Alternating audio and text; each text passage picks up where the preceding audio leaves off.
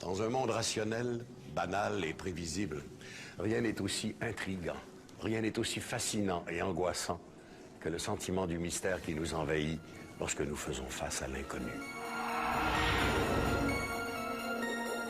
Le chercheur secret, marginal, mais avec du génie. Voilà un cliché de cinéma. Mais lorsque de telles personnalités émergent, nos gouvernements et nos militaires s'inquiètent.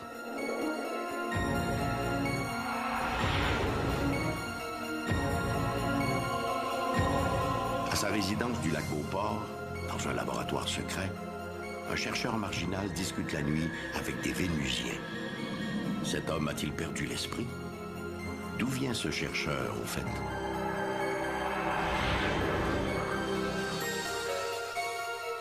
Quel terrible secret se cache derrière le mythe des zombies? Un homme officiellement décédé 20 ans plus tôt peut-il ressurgir d'entre les morts? Quelle est la véritable histoire de Clervius Narcisse?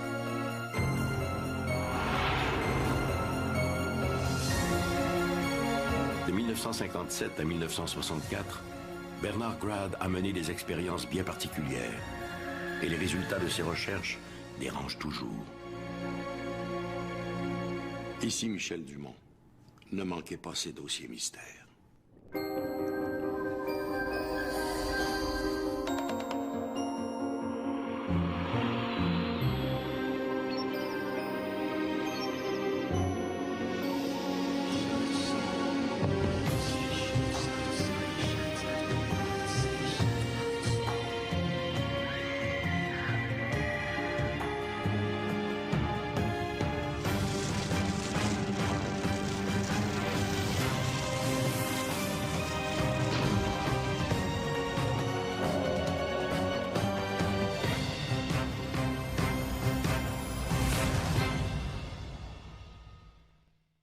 Nikola Tesla, l'un des plus grands génies de son temps, a laissé en héritage quantité d'inventions qui ont transformé notre quotidien. En avance sur son temps, Tesla a subi l'ostracisme d'une partie de la communauté scientifique de l'époque. Même encore aujourd'hui, certaines de ses idées continuent de soulever la controverse. John Hutchison, un scientifique de la Colombie-Britannique, en sait quelque chose.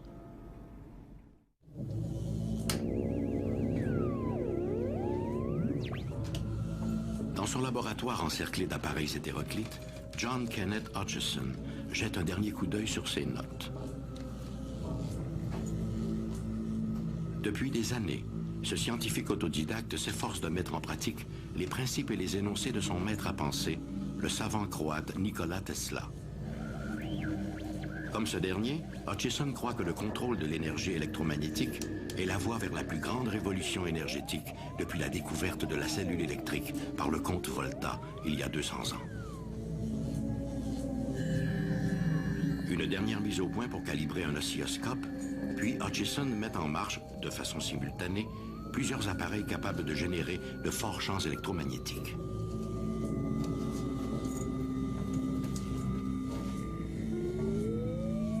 C'est alors qu'à son grand étonnement, il voit une barre d'acier se soulever lentement, comme si elle était soutenue par une main invisible, avant de retomber bruyamment sur la table. Hutchison n'en croit pas ses yeux.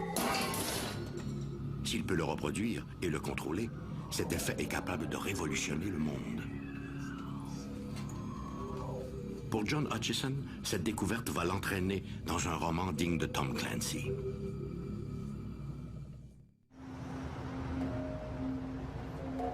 John Kenneth Hutchison voit le jour à Vancouver. Dès l'école primaire, il manifeste un intérêt certain pour tout ce qui touche la science. Inspiré par les recherches de Nikola Tesla sur l'énergie à son état pur présente dans l'environnement, Hutchison multiplie les expériences portant sur l'énergie retransmise sur de grandes distances sans aucun support, comme les ondes radio par exemple. Ces expériences ont pour effet de faire léviter les objets, ou encore d'amalgamer des matériaux hétérogènes. Ces manifestations sont d'ailleurs connues aujourd'hui sous le nom effet Hutchison.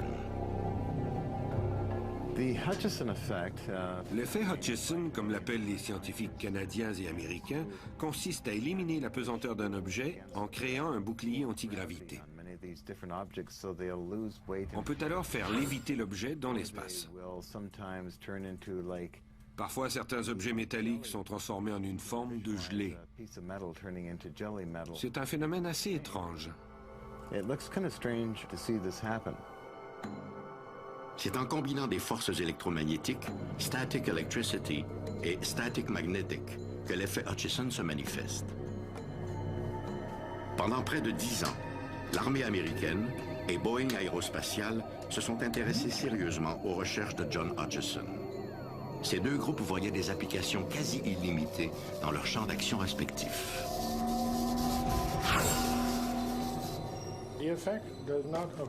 L'effet ne se produit pas toujours.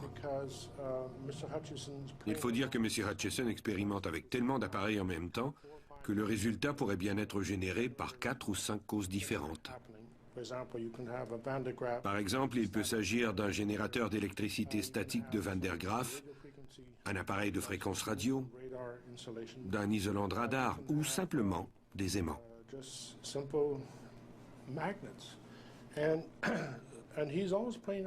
Malgré sa grande curiosité, Hutchison n'arrive pas à interpréter les résultats de ses expériences avec justesse parce qu'il ne prend pas assez de notes. Voilà le problème. Il est si enthousiaste et veut tellement expérimenter toutes les idées qui lui passent par la tête que les résultats sont toujours légèrement différents. Malheureusement pour lui et pour son voisinage, Hutchison n'arrive pas à reproduire sur une base régulière et contrôlée ces étonnantes manifestations. La patience de ces bailleurs de fonds ayant atteint ses limites, ceux-ci mirent fin à leur implication dans les projets de Hutchison. Les expériences de John ont lieu chez lui. Ses voisins se plaignent parfois à la police, qui de son côté essaie de lui faire cesser ses activités. Malheureusement, ce genre d'expérience ne peut pas se pratiquer en sourdine. En 1989, Hutchison décide de déménager son laboratoire en Allemagne, où de nouveaux investisseurs acceptent de financer ses recherches. Mais les autorités canadiennes n'allaient pas si facilement s'accommoder de ce déménagement.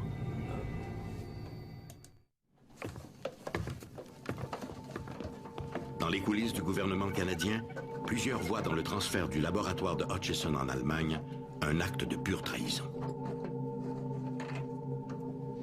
Pendant qu'Hutchison est en Europe, ses installations de Vancouver sont perquisitionnées.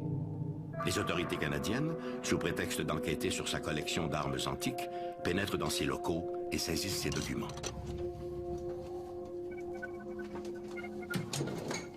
Au cours des dernières années, le laboratoire de John Hutchison a été visité à 2 reprises par les agents fédéraux. Chaque fois, ces équipements ont aussi fait l'objet d'analyses par des inspecteurs en électronique. Je crois que les enquêtes des autorités, dont la GRC, portaient surtout sur mes expériences. En 1990, mon labo a été fouillé pendant que j'étais en Europe. Un article à la une du Vancouver Sun montrait mes installations saccagées.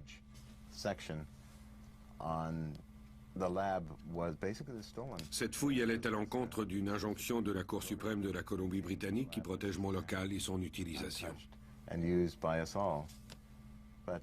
Les gouvernements canadiens et américains ne se sont pas gênés pour outrepasser cette injonction. Actuellement, je ne crois pas que le gouvernement étudie l'effet Hutchison. Du moins, pas comme le fait Hutchison lui-même. En revanche, la séparation du courant électrique, basée sur la théorie de Hutchison, est étudiée dans certains milieux scientifiques américains top secrets.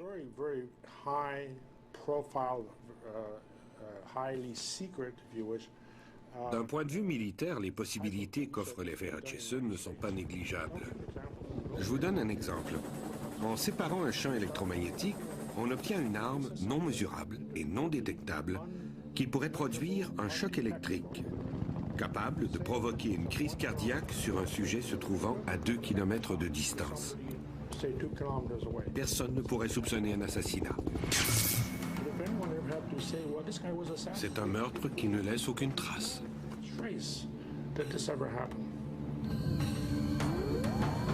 Il est clair que John Hutchison est depuis des années dans le collimateur des autorités canadiennes et américaines.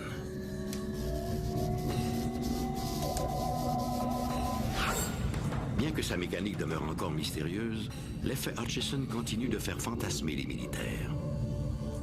Un rayon magnétique capable de déplacer de l'équipement militaire comme des jouets ou de terrasser instantanément des chars d'assaut. L'arme rêvée, quoi. Pour l'establishment scientifique, John Hutchison n'est rien d'autre qu'un fumiste. Ses échecs répétés et son incapacité à expliquer clairement la mécanique de l'effet Hutchison prouvent, selon les chercheurs crédibles, que toute l'affaire n'est qu'une arnaque. Mais Newton, Edison ou Einstein n'ont-ils pas eu, eux aussi, leurs détracteurs? L'utopie et l'invention ne sont-elles pas apparentées? Pour John Hutchison, le modèle à suivre était Nikola Tesla, dont les inventions, il est vrai, ont de quoi inspirer les chercheurs. En fait, Nikola Tesla était si extraordinaire, si marginal par sa façon de voir l'humanité, que certains n'ont pas hésité à remettre en question ses origines terrestres. Lac-Beauport, Québec, 1941. Dans l'attente d'un événement exceptionnel, un homme, fébrile, n'arrive pas à trouver le sommeil. Comme les gouttes d'eau d'un robinet qui fuit, les minutes s'écoulent une à une. Tout à coup, un sifflement strident se fait entendre. La modulation provient d'un curieux appareil cylindrique appuyé contre l'un des murs de sa chambre, le Teslascope.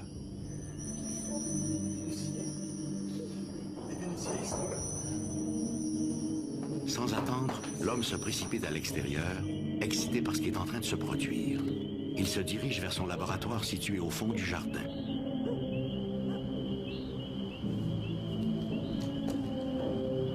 À mi-chemin, il se retrouve nez à nez avec deux hommes d'apparence étrange. En les voyant, l'homme sait aussitôt que ce sont eux, les visiteurs tant attendus. L'un des étrangers demande à l'homme s'ils peuvent visiter son laboratoire, question de voir ce qu'il a fait des inventions de Tesla. N'importe qui aurait sans doute été étonné par ce genre de rencontre, mais pas Archer Matthews. Pour lui, cette visite n'est que l'aboutissement logique de sa rencontre avec l'extraordinaire Nikola Tesla.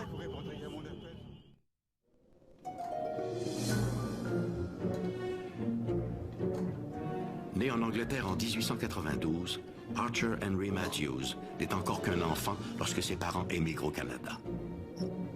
Très vite, il développe une passion pour tout ce qui touche l'électricité. Il s'intéresse en particulier aux travaux du scientifique croate Nikola Tesla. Pour le jeune Matthews, les idées de Tesla sont une source inépuisable d'inspiration. Pour Archer Matthews, Nikola Tesla était une idole, était quelqu'un qui dépassait tout ce qu'on peut imaginer. Et c'était un personnage extrêmement important pour lui. Mon père a toujours admiré le travail de Nikola Tesla. Il avait étudié ses textes et ses notes. Il possédait plusieurs livres décrivant les inventions de Tesla.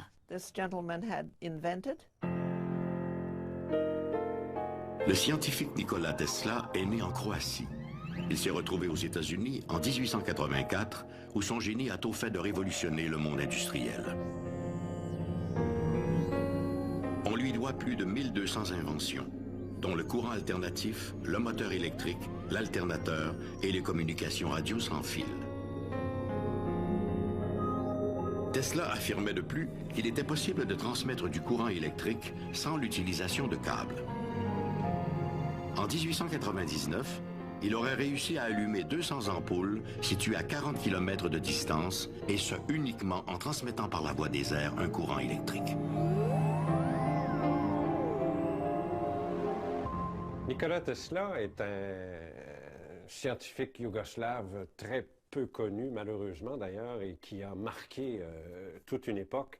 Et Tesla aurait rencontré, en fait c'est plutôt l'inverse, Archer Matthews aurait rencontré Nikola Tesla ici au Québec. Mais là où on ne sait trop si c'est la légende ou la réalité, c'est que Archer Matthews prétendait non seulement connaître très bien Nikola Tesla, mais avoir travaillé avec lui, l'avoir hébergé chez lui au Lac-Beauport et le considérer, Nikola Tesla, comme un envoyé d'un autre monde, tellement il était avancé dans ses découvertes.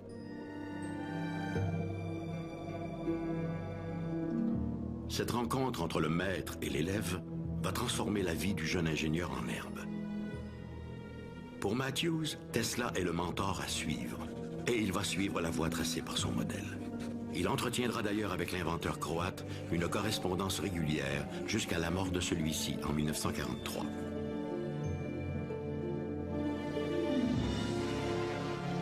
Dans les années 1920, on retrouve Matthews à Québec, où il travaille comme ingénieur en électricité pour le Canadien Pacifique. Son ingéniosité fait l'admiration de ses collègues.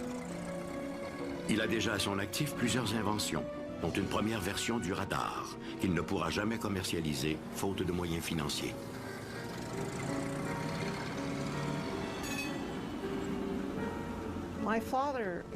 Mon père a inventé plusieurs choses, mais il n'en a jamais eu le crédit. Je suis né en 1916 et mon frère en 1918. Il s'appelle Ray. Ce n'est pas un diminutif de Raymond, mais du mot radar, radar. Car c'est mon père qui a inventé le radar. Il en avait les lettres patentes, mais pas l'argent pour sa mise en production. Tant et si bien que quelqu'un d'autre a obtenu le brevet et a fabriqué le radar à sa place. À cette époque, Archer Matthews acquiert une propriété située à Lac-Beauport, au nord-est de Québec. L'endroit est isolé et bucolique, le site idéal pour élever sa famille et poursuivre ses expériences.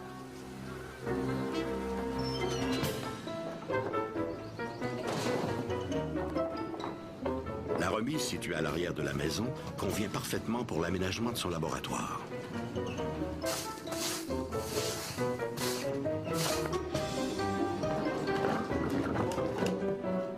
En quelques semaines, Matthews parvient à ériger un véritable petit musée dédié aux expériences de Tesla. Il y passe d'ailleurs presque tout son temps dans le plus grand des secrets. C'était un homme très secret. Il n'aimait pas partager ses projets, sauf si son travail pouvait en aider d'autres à développer leurs propres inventions. Au fait, il nous a toujours inculqué la discrétion, non pas par mépris ou par honte, mais pour la confidentialité et le respect de la vie privée. Dans le voisinage, les expériences de l'inventeur suscitent la curiosité. Il reçoit même la visite d'agents du gouvernement qui se montrent très intéressés par ses inventions.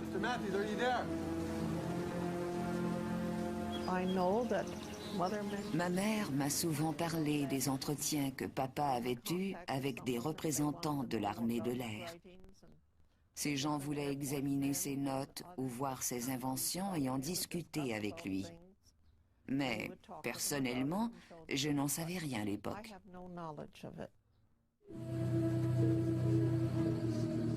Vers 1938, Archer Matthews entreprend de travailler sur ce qui se révélera être son projet le plus controversé, le Teslascope, un appareil étrange capable de capter des signaux extraterrestres.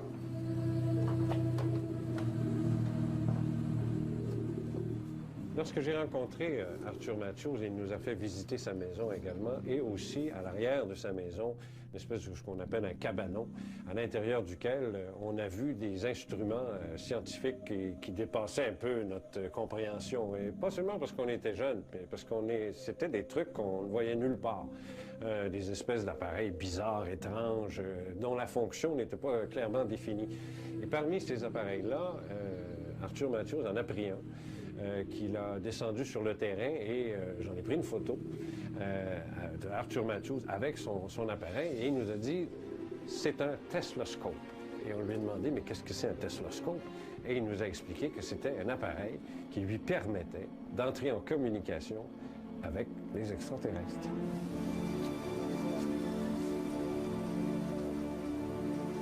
À en croire Archer Matthews, il aurait reçu plusieurs visites de Vénusiens, des êtres amicaux aux traits idylliques. Au gré de ces rencontres, Matthews aurait été invité à bord d'une immense soucoupe volante de 210 mètres de diamètre et de 90 mètres de haut, baptisée X-12. Arthur Matthews nous a raconté, à moi et à mon collègue, des expériences qu'il faisait, des choses qu'il nous a parlé de Nikola Tesla. Mais il a surtout insisté sur ce vaisseau immense qui s'était posé non loin de sa propriété, toujours au lac Beauport, et que c'est là que sont descendus des Vénusiens, selon lui, avec lesquels il a eu des contacts. Et c'est à partir de ces contacts-là qu'il a échafaudé la théorie voulant que Nikola Tesla soit un extraterrestre. Arthur Matthews était un homme secret. Pendant des années, il n'a jamais parlé de ses rencontres inusitées. Mais voilà qu'en 1971, il publie à compte d'auteur The Wall of Light.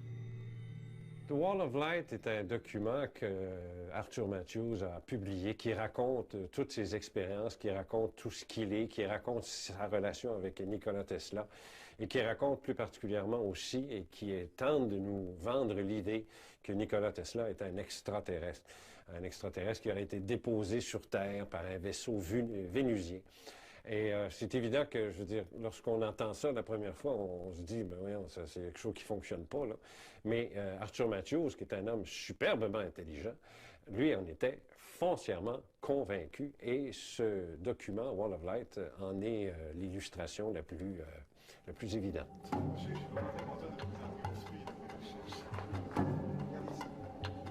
C'est lors d'une visite des Vénusiens que ces derniers auraient révélé à Matthews que Nikola Tesla n'était pas un homme, mais un extraterrestre. À en croire les visiteurs, l'enfant aurait été déposé au sein d'une famille croate choisie pour s'en occuper. En agissant ainsi, les Vénusiens espéraient que les facultés mentales de l'enfant pourraient lui permettre de construire des choses afin d'aider l'homme à mieux se comprendre et à s'aimer. Arthur Matthews a très rarement parlé de ses rencontres avec les visiteurs de l'espace. Il a toujours été très réservé. Je n'étais pas du genre à poser des questions. Ma sœur, oui, mais moi, jamais. La double vie d'Arthur Matthews n'est pas sans rappeler celle du mathématicien John Nash, mis à l'écran dans le film A Beautiful Mind, un homme d'exception. Arthur Matthews est demeuré un homme discret, secret, qui ne recherchait aucune attention ni reconnaissance. Mais alors, que penser de ses rencontres avec des Vénusiens détaillées dans son journal? Que penser de ses voyages à bord d'engins spatiaux contrôlés par l'unique pouvoir de la pensée? Son esprit parfait recherchait-il des réponses parfaites n'existant que dans un monde imaginaire? Ou son esprit percevait-il un univers parallèle au nôtre? Ça peut sembler farfelu, ça peut sembler complètement idiot, mais je peux vous dire que la dignité de l'individu, sa grâce, son élégance, ont fait que, malgré tout, on a regardé Arthur Matthews, son Teslascope, et nous étions impressionnés. Voulant améliorer le sort de l'humanité, voulant repousser les frontières de la connaissance, Arthur Matthews et John Hutchison, comme des dizaines d'autres chercheurs à travers le monde, se sont fait les fiers héritiers de Nikola Tesla. Dans cette quête de la découverte, l'illusion et la réalité peuvent se confondre, à moins qu'elles ne se complètent. La connaissance scientifique découle directement de l'observation de la nature. De l'astronomie à la médecine, le modèle reste invariablement le même. Les chercheurs doivent d'abord commencer par observer les faits s'ils souhaitent émettre des hypothèses vraisemblables. C'est le b.a.-ba de la méthode scientifique. Mais il arrive parfois que la nature emprunte de bien curieux chemins pour se révéler. Haïti, 1980. Un vieil homme est assis calmement dans un marché public au nord-ouest de Port-au-Prince.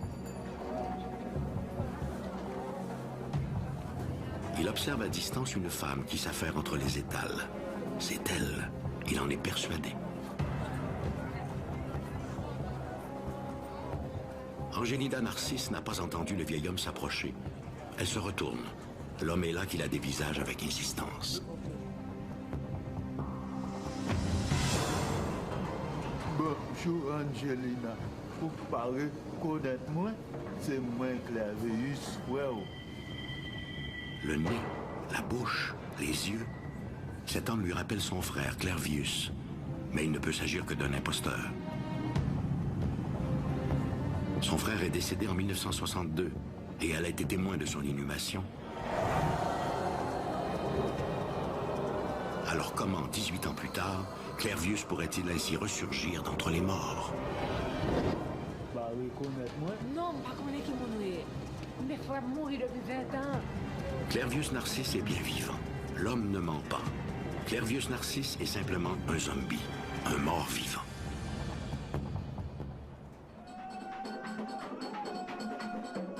Pour les Occidentaux, le vaudou évoque d'étranges cérémonies occultes, et surtout le mythe des zombies, ces morts vivants que le cinéma ne cesse de nous ressusciter. En 1980, lorsque survient l'affaire Narcisse, les zombies sont toujours considérés comme une fable. La définition folklorique d'un zombie est un mort-vivant. C'est un individu qui, par l'utilisation de la magie, a été entraîné dans la mort. Ensuite, après une certaine période de transition, on l'a ramené à la vie, toujours grâce à la magie, pour vivre un destin incertain, mais un destin qui implique invariablement l'oppression et l'esclavage.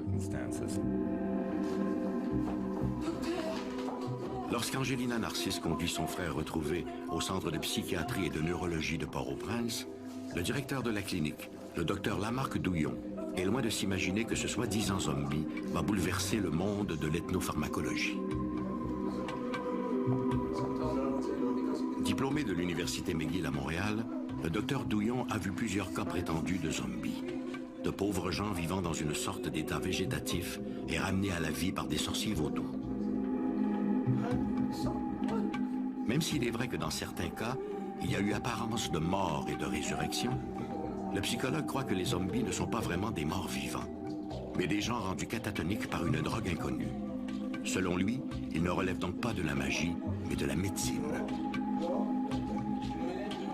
L'histoire de Clervius Narcisse va démontrer au docteur Douillon qu'il n'est pas un zombie comme les autres. Narcisse n'a pas été le premier cas. Il y a eu d'autres cas avant. Les autres parlaient un peu moins, tandis que Narcisse avait gardé des pans entiers de sa mémoire et il pouvait raconter vraiment son histoire et de façon cohérente. Il n'y avait pas une attitude catatonique, quelqu'un qui est dans la même position et qui la garde, des choses comme ça. Il n'y avait pas de délire chez lui, il n'y avait pas d'hallucination chez lui. Il n'y avait rien de commun avec les malades classiques. Clervius Narcisse est le premier cas médicalement vérifiable de zombification. Cette histoire tout à fait fantastique débute le 30 avril 1962, quand Clervius Narcisse se retrouve à l'hôpital Albert Schweitzer en Haïti, souffrant d'un malaise général. Dans les heures qui suivent, son état se détériore rapidement. Il est déclaré mort le 2 mai.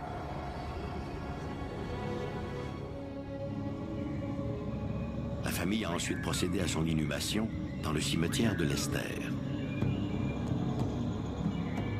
18 ans plus tard, il réapparaît au marché public du village. Mais que s'est-il passé entre-temps? Quand on l'a amené au cimetière, d'après la pratique dans certains villages en Haïti, et on ne reste pas avec le mort jusqu'à la fin. On se charge de le mettre en terre, de l'inhumer, mais la famille en particulier s'éloigne. Selon Narcisse, une fois la famille repartie, un sorcier vaudou est entré en action. Ce dernier aurait creusé le sol pour déterrer son corps et lui aurait administré une potion le ramenant vraisemblablement à la vie.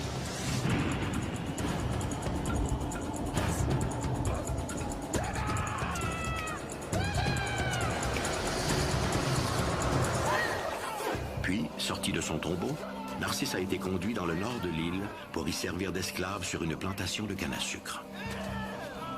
Il a découvert un tas d'autres personnes qui étaient là aussi en captivité, chez le Lunga.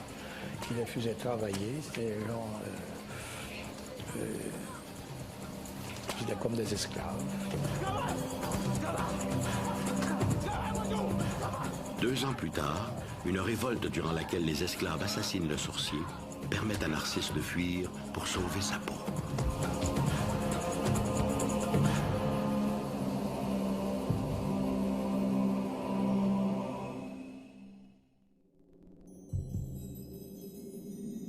Le récit de Clervius Narcisse permet au docteur Lamarque Douillon de mieux comprendre les étapes de la zombification. En revanche, il soulève de nouvelles interrogations. Comment réveille-t-on un zombie? Comment fait-on pour le garder dans cet état d'hébétude? Et surtout, quelle est donc la nature de cette drogue si puissante qu'elle réussit à tromper les médecins? Dans un premier temps, le docteur Douillon s'assure de la véritable mort de Clervius Narcisse en retournant à l'hôpital Schweizer en sa compagnie. C'est là, quand il est arrivé à l'hôpital, on lui pose la question de routine à Narcisse, on lui dit « Avez-vous un dossier ici ?» Il dit « Oui ». Bon. Alors le médecin américain a été chercher son dossier. Puis quand il est revenu avec le dossier, il a regardé, il regarde Narcisse et il lui a dit « Mais vous êtes mort hein ?» Narcisse lui dit « Non, je ne suis pas mort puisque je suis là en train de vous parler. » Le médecin lui dit « Vous savez, dans mon pays, quand on est mort, on est mort. » Voilà. L'acte de décès de Clervius Narcisse ne faisant plus de doute, la quête de la drogue à zombies peut maintenant commencer.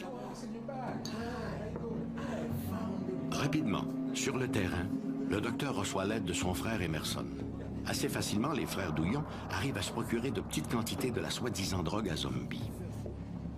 Ces échantillons sont aussitôt acheminés pour analyse à Montréal et à New York. Malheureusement, ces analyses ne sont pas concluantes.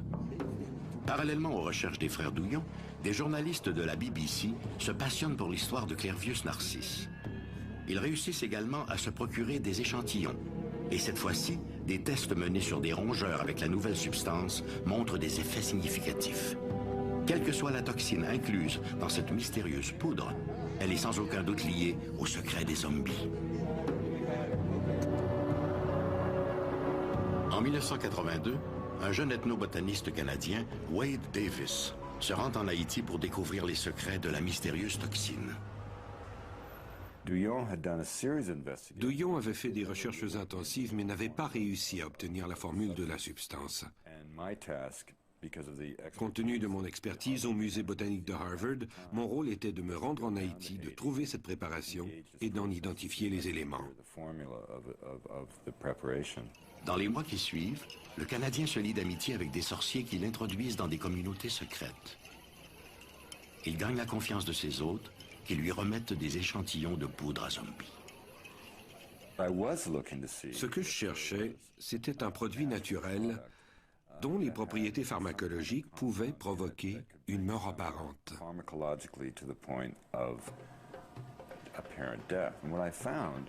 Et ce que j'ai découvert parmi les 7 échantillons que j'ai obtenus et dont j'avais assisté à la préparation, c'est que chacune de ces mixtures contenait un ingrédient provenant de différentes espèces de poissons, mais tous de l'ordre des tétraodontiformes. Ces poissons sont bien reconnus dans la littérature. On retrouve parmi eux le célèbre poisson fugu utilisé dans la cuisine japonaise. Comme chercheur, la présence de cet ingrédient dans les préparations d'Haïti m'a ouvert toute une littérature biomédicale. Et en parcourant cette littérature, j'ai rencontré un nombre surprenant de cas, rapportés tant au Japon qu'à travers toute l'Asie du Sud, où des individus avaient été déclarés morts par erreur. L'affaire est si notoire que dans certaines régions du Japon, dans le cas où la mort serait provoquée par l'un de ces poissons venimeux, la coutume recommande que l'enterrement n'ait lieu que 3 jours plus tard. Question de s'assurer que la personne est bien morte. Pour Wade Davis, le mystère des zombies se révèle enfin. La mort apparente du sujet est provoquée par l'ingestion de tétrodotoxine. Tenue pour morte, la personne est enterrée et exhumée le soir même par un sorcier qui lui administre un contrepoison. L'individu demeure par la suite plongé dans un état catatonique permanent, dû à la très faible oxygénation de son cerveau durant le processus. Dans le cas de Clervius, une mésentente concernant le partage du patrimoine familial aurait poussé son frère à le faire zombifier. Une condamnation pire que la mort en Haïti.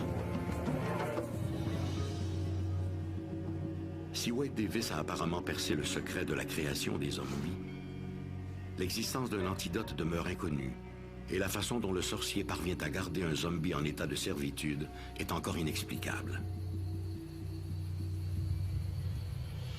Dans la culture haïtienne, les zombies ont toujours inspiré la frayeur face à un monde spirituel aux desseins obscurs et face à ces sorciers dont les pouvoirs défient la mort.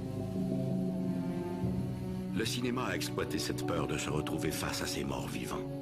Mais la véritable frayeur ne serait-elle pas d'être arraché soi-même à la vie pour continuer de hanter ce monde à la recherche de son âme? Plus de 20 ans après la publication de The Serpent and the Rainbow, l'ouvrage de Wade Davis demeure une référence en matière d'ethnologie. Mais pour les amateurs de phénomènes paranormaux, le livre du jeune ethnobotaniste est plus que le récit d'un homme et de son rendez-vous avec l'histoire. Cet ouvrage nous révèle qu'il faut franchir la barrière des préjugés pour accéder à la véritable découverte. Lorsque Wade Davis a annoncé qu'il allait étudier le phénomène des zombies, plusieurs de ses collègues ont qualifié son projet de suicide professionnel. Mais la soif de connaissance du jeune ethnobotaniste a été plus forte que la peur du ridicule.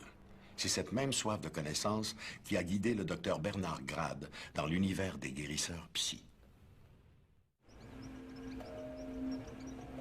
Dans le laboratoire de l'université McGill, un chercheur manipule avec grand soin une cage contenant quelques souris. Après avoir déposé la cage devant un collègue, l'universitaire l'invite à s'exécuter.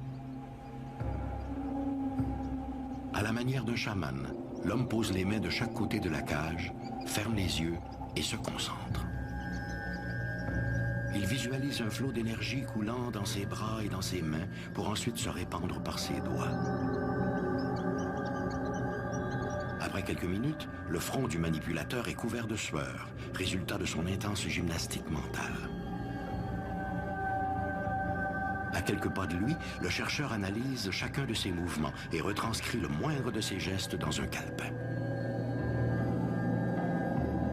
Dans le laboratoire règne un silence inhabituel.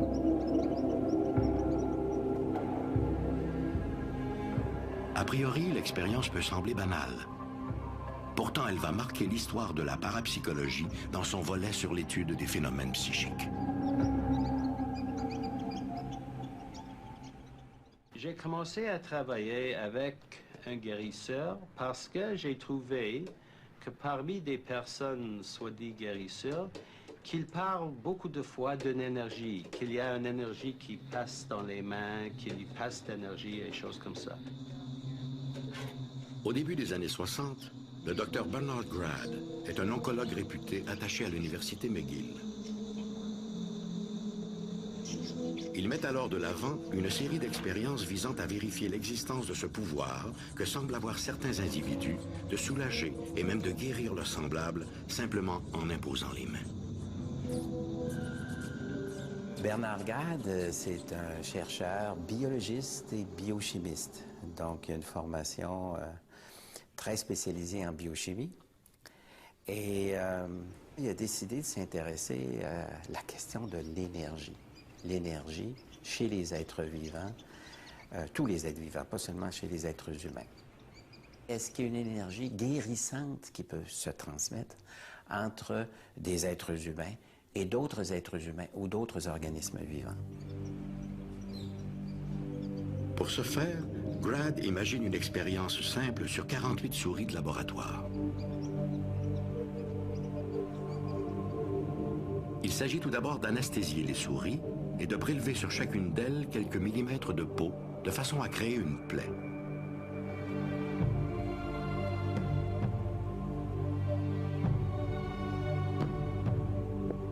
Les souris sont ensuite divisées en 3 groupes de 16 individus. Un groupe témoin, un groupe traité et un groupe chauffé. Pendant 2 semaines, 2 fois par jour, 15 minutes durant, le groupe traité est manipulé par le colonel Oscar Estebani, un guérisseur d'origine hongroise dont les performances sont notoires. Le groupe témoin ne reçoit aucun traitement particulier Et enfin, le groupe chauffé est manipulé par des étudiants de manière à être exposés à la même quantité de chaleur que s'ils avaient été exposés à la paume de la main du guérisseur Estebani. L'expérience se déroule sur une quinzaine de jours et il s'aperçoit que la cicatrisation est significativement plus rapide chez les souris traitées par le guérisseur que les autres qui sont chauffées ou contrôle.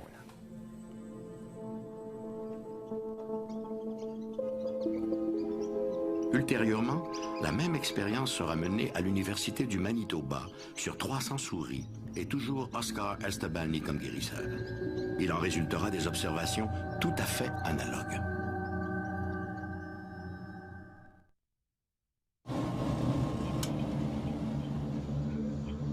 J'espère avec le temps, et j'ai déjà commencé ça, d'arrêter de travailler avec des animaux.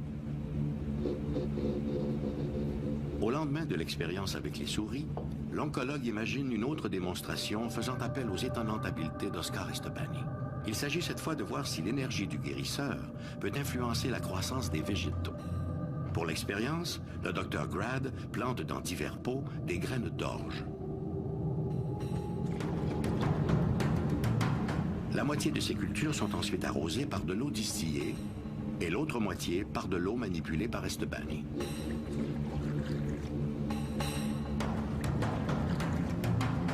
Là encore, les résultats sont significatifs. Les graines d'orge arrosées par la solution manipulée par Estebani présentent une croissance plus rapide et plus vigoureuse que les graines arrosées par l'eau distillée. Mais les expériences du Dr Grad sont loin malgré tout de faire l'unanimité. Il faut qu'il y ait répétition des centaines, voire même des milliers de fois. Donc la répétibilité est très importante pour justement que la communauté scientifique soit satisfaite que ça ne soit pas qu'un artefact ponctuel, mais qu'il y ait là une répétition, une cohérence dans la reprise des résultats. Malheureusement, ce n'est pas le cas. Bernard Grad a pu faire un travail très rigoureux, mais comme il est un des rares ouvriers, eh bien, il doit, disons, supporter cette critique de l'établissement scientifique qui demande encore plus. D'autant que le genre de rituel auquel il s'est intéressé, c'est-à-dire l'imposition des mains, qui est plus que triple ou quadruple millénaire, eh bien que ce rituel-là est lié à des rituels religieux.